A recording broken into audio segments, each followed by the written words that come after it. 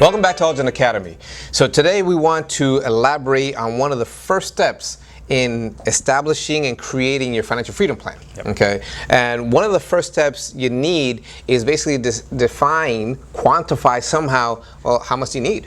Okay, and this is a tough one because most people don't think about this number because they're busy in today. Okay, yet you got to think about today in terms of tomorrow, or tomorrow in terms of today. You know, we'll go to that in a second. So if you've done planning with us, you've done the trail map, you'll see here on this slide the section where we start addressing this issue. We ask you the question, if you were to retire today, how much in after-tax dollars would you want/need, okay, to be able to live off of? Right. Okay, the lifestyle that you want. And what this is, basically, it's quantifying your lifestyle.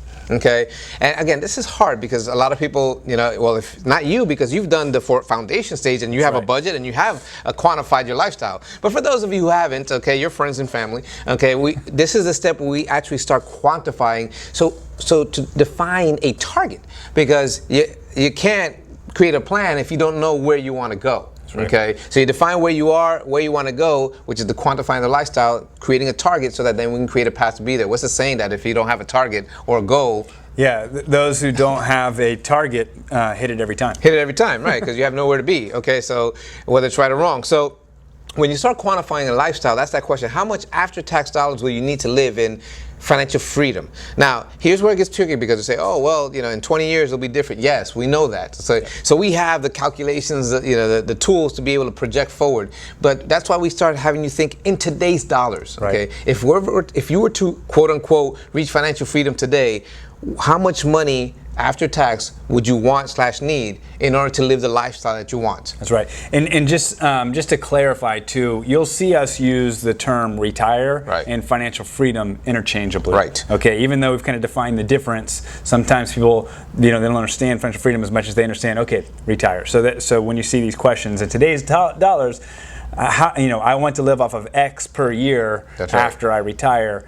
Or it could be used as during financial freedom. Right, when I reach financial freedom. Okay. Now, some of the considerations here that we do as financial planners understand that life changes, your focus shifts, your expenses shift. Okay. So, you know, as you get older and reach financial freedom or retirement, you know, your healthcare costs might go up. Okay, your living expenditures might be a bigger percentage of what you make because you're not making as much per se. So here's a typical chart. Now, when I say typical, you know, statistically speaking, the average household spends about $51,000 a year after the age of 65. Now, that varies. That's the average. That includes people who are just going to live off Social Security. That includes people that have major pensions and Social Security. So this is why it's so important that you do a personal financial plan to define what your number is, because it may be twice this much. Yeah, or 3 times. Or 3 times, and we've had clients do that, and that's okay. There's no right or wrong. People ask me, well, how much is enough? That depends. Depends on your lifestyle. It's really up to you. There's no right or wrong, but you have to define it, quantify it, so then we can start creating a plan and metrics on how to get there. Well, and sometimes this is a really tough part in terms of kind of as a financial planner and helping people create financial plans, is because a lot of people don't do budgets. Right. And so, and not you guys. Yeah, you guys I'm sure are perfect in doing budgets every month. But from the standpoint of trying to understand how much we need to build up over time, it's an extremely important component.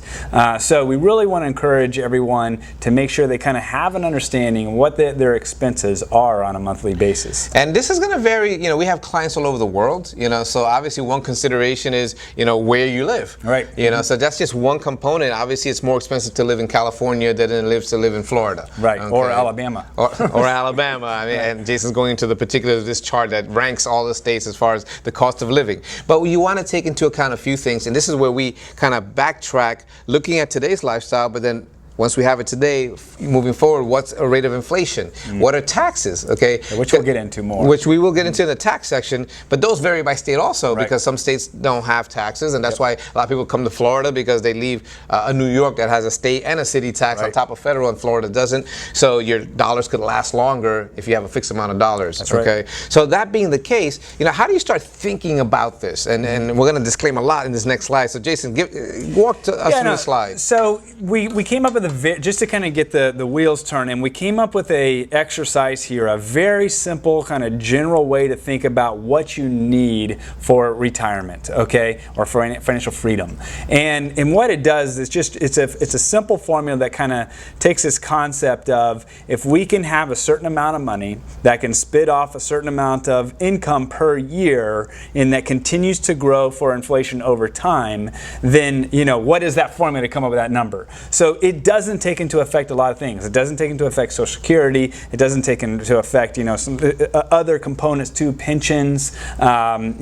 Sometimes too during financial planning we also sometimes you don't want to have $5 million when you die. You don't need that much. Right. So you're trying to use not only your investments, but also kind of getting into principal as you get older, and that's okay to a certain degree. So again, this is not giving you an exact number, but for a really simple formula to kind of get close to, or to start to get somewhat of a target, you could take the amount of income that you want to live on, so annual income needed in financial freedom, all right, and multiply that by 25.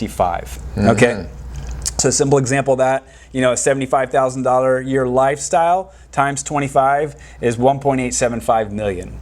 Just to kind of get just to kind of get thinking about how much you need. It's a simple formula to kind of look at that. Right, and again, as Jason mentioned, there's so many other factors to consider here. I like to look at that as how much am I going to spend in retirement, right? But that doesn't take into account inflation, okay, upon retirement. If I have my money invested, I don't need to necessarily accumulate all that on day one, right? Because it's going to grow as I take some money out. So there's a lot of different factors, but here's a good way to start thinking, and we're not trying to discourage anyone, but to see the weight of this number, again, I'm saying, oh my goodness, I'm going to spend that much in retirement? Yeah. I really need to get cracking, right, and either invest more or get more return on my portfolio, a combination thereof. Yep. Does that make sense? So this is a good way to start defining that number. Obviously, when you do a personal financial plan, it defines it even, to more specifically for your situation. So again, the goal of this exercise, of this lesson, is to start thinking about your number, what that looks like, so you can start making a plan, okay,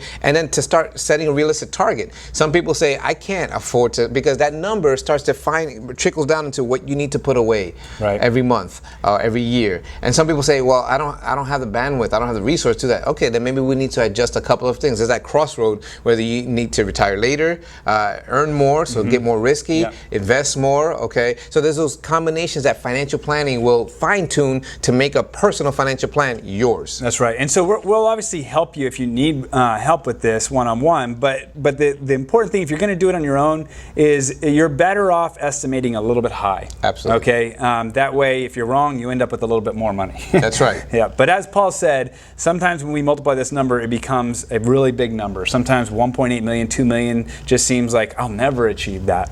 We definitely don't want to put you in a position where it discourages you and you don't do anything. That's not our goal here. It's just, if that number seems overwhelming, what we hope is that the feeling is, all right, well, I guess I got to get started. I got to get going on it now, so I can get even closer to that number, and it kind of gets you motivated. That's exactly right. And we're going to encourage you to stay tuned and listen to the lesson on inflation, because you're going to see where some of these numbers come from. Right. Okay, where the price of goods go up, and if we don't take that into account, we're actually doing you a disservice. Right. Okay, so we thank you for listening, and we hope to see you in the next lesson.